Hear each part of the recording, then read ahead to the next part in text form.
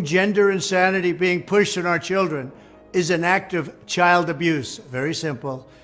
Here's my plan to stop the chemical, physical, and emotional mutilation of our youth.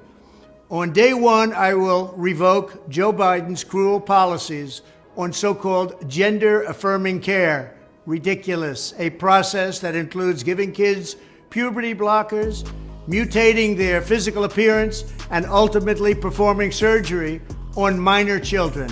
Can you believe this? I will sign a new executive order instructing every federal agency to cease all programs that promote the concept of sex and gender transition at any age. I will then ask Congress to permanently stop federal taxpayer dollars from being used to promote or pay for these procedures and pass a law prohibiting child sexual mutilation in all 50 states. It'll go very quickly.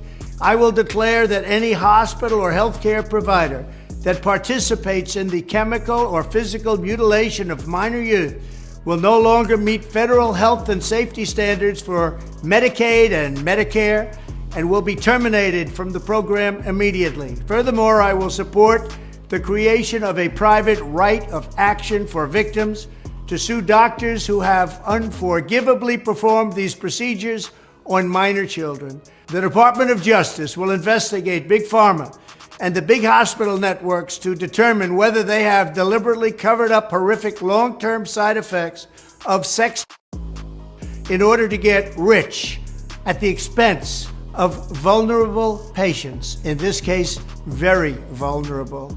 We will also investigate whether Big Pharma have illegally marketed hormones and puberty blockers, which are in no way licensed or approved for this use. My Department of Education will inform states and school districts that if any teacher or school official suggests to a child that they could be trapped in the wrong body, they will be faced with severe consequences, including potential civil rights violations for sex discrimination and the elimination of federal funding.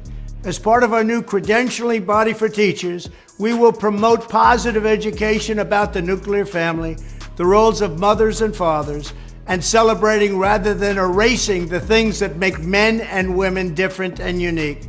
I will ask Congress to pass a bill establishing that the only genders recognized by the United States government are male and female, and they are assigned at birth. The bill will also make clear that Title IX prohibits men from participating in women's sports, and we will protect the rights of parents from being forced to allow their minor child to assume a gender which is new and an identity without the parents' consent.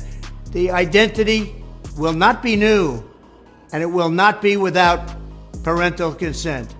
No serious country should be telling its children that they were born with the wrong gender, a concept that was never heard of in all of human history. Nobody's ever heard of this, what's happening today. It was all when the radical left invented it just a few years ago. Under my leadership, this madness will end. Thank you very much.